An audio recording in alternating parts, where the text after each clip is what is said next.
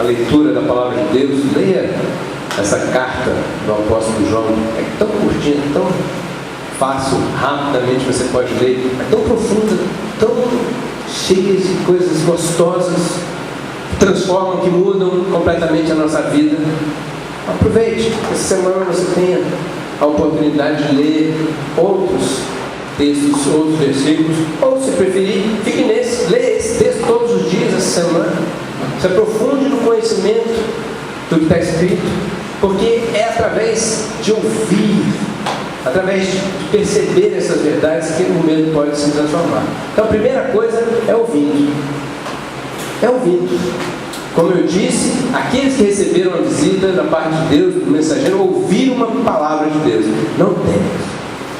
Então, se a gente quer se ver livre dos medos que a gente adquiriu, medo do futuro, medo se vai conseguir ser vitorioso na profissão, medo se vai conseguir passar de ano, medo se vai ter alguém para estar ao seu lado durante a sua vida, medo se você vai encontrar alguém para casar, medo depois de casar se você vai perder o seu amor, se ele vai embora, ou se vai distrair, ou se vai deixar de amar você, medo do futuro, medo de não conseguir pagar as contas no fim do mês. Há muitos medos que surgem. Medo são medos adquiridos como vimos. Esses medos não precisam permanecer conosco. Eles podem ser tirados de lado, deixados para lá. Há medos que não são racionais. Há medos que você, uma vez entendido e aprendeu aquilo, aquilo fica de lado. Olha, há coisas que acontecem. Você ouve, você entende, você confia e o medo muda, a coisa muda. Eu lembrei aqui de um outro exemplo de uma coisa que eu tinha medo. Na época sabe disso. Eu não sentia nada bem, nada confortável com a história de ir ao dentista. Olha, esse negócio de dentista, se eu pudesse evitar, fugir, correr, por isso fiquei com os dentes bastante areados, tive muito problema com isso, porque eu não gostava de dentista não.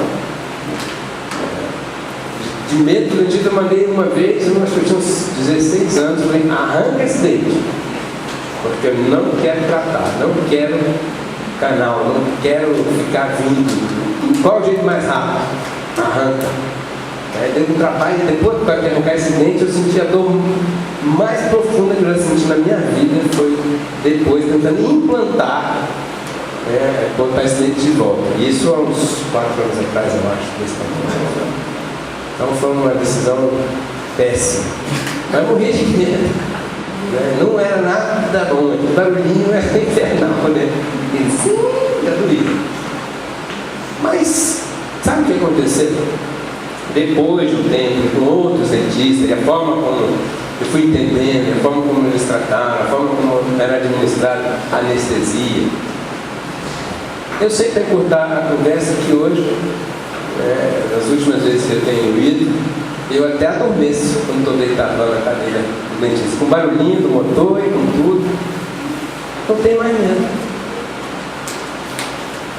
Por quê?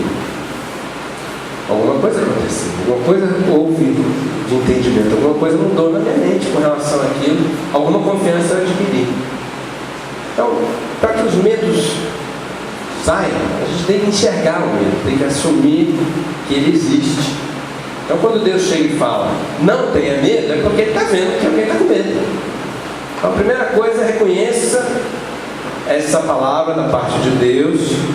Não tenha medo, entendendo que com isso você tem medo. Coloque esses medos à luz, traga esses medos às claras e ouça o que Deus diz a respeito desse medo. Por que você está com medo disso? Por que você tem medo de morrer? Por que você tem medo de perder um filho? Por que você tem medo de perder a sua esposa? Ou por que você tem medo de nunca conseguir um marido ou uma esposa? Por quê? Traga isso, ouça o que Deus diz, ouça essa palavra de Deus que diz, para que você não tenha medo. Segundo, como a gente leu aqui no texto, ele ensina o tempo todo aqui nesse texto falando de permanecer nesse amor. aquele que é nascido, aquele que ama é nascido de Deus e conhece a Deus. Então a gente nasce do amor de Deus.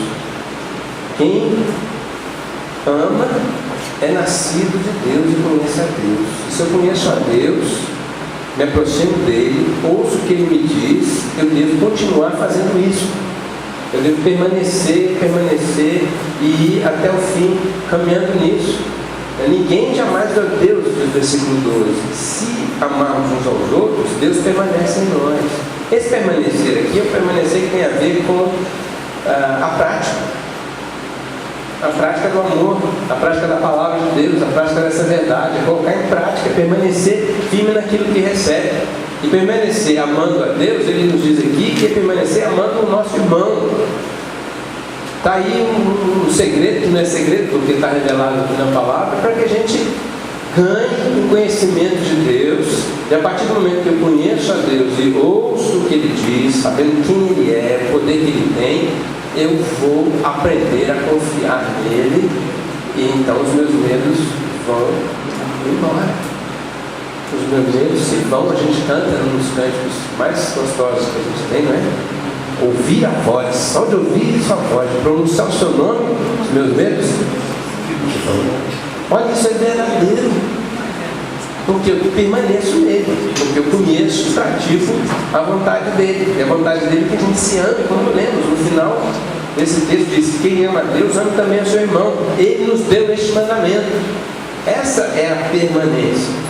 E permanecer fazendo o quê? É o terceiro ponto aqui: amando. Está lógico, é claro, é evidente. A gente lê esse texto, a palavra amor aqui está em todos os versículos praticamente, quase em todas as palavras. Esse amor é que nos liberta do medo. Por que isso? Vamos tentar entender isso bem de uma forma simples. Eu estou afirmando aqui que quem ama não tem medo. O texto diz aqui que quem tem medo não experimenta amor. Olha o versículo 18: no amor não há medo. No final do versículo 18 diz: aquele que tem medo não está aperfeiçoado no amor. Eu estou dizendo que quem ama não tem medo. É outra forma de dizer o que está dito ali.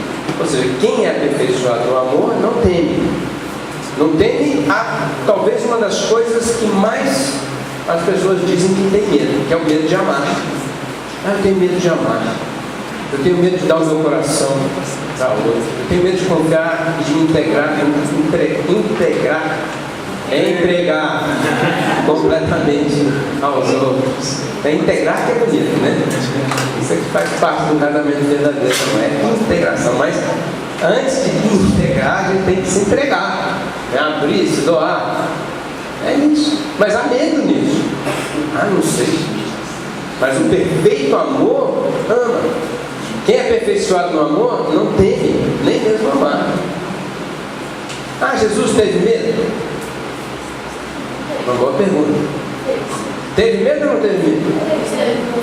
Jesus teve medo, mas ele não era Deus Todo-Poderoso. Medo de quê? De morrer? Jesus teve medo de morrer? Há controvérsias. Aí eu não estava afim. Ele não estava disposto, ou não estava afim de morrer. Será que foi por medo da morte? Bom, Jesus teve medo sim, porque Jesus se esvaziou de si mesmo, assumiu a forma humana. E todo ser humano tem medo. Ele teve aqueles medos de cair, medo do barulho, e medo de outras coisas. Mas como é que Jesus agia ou reagia? Isso é importante. Ele foi caminhando e não se abalou com medo ou não, ele foi até o fim e fez o que precisava fazer. O que vocês acham? Quem é o corajoso? Por que alguém é corajoso? Vocês acham que está certo quando você diz: aquele cara não tem medo, ele é muito corajoso? Isso é verdade? Não é verdade. Não é verdade? Não é verdade, não é verdade inteira. Porque se ele não tivesse medo, ele não era corajoso.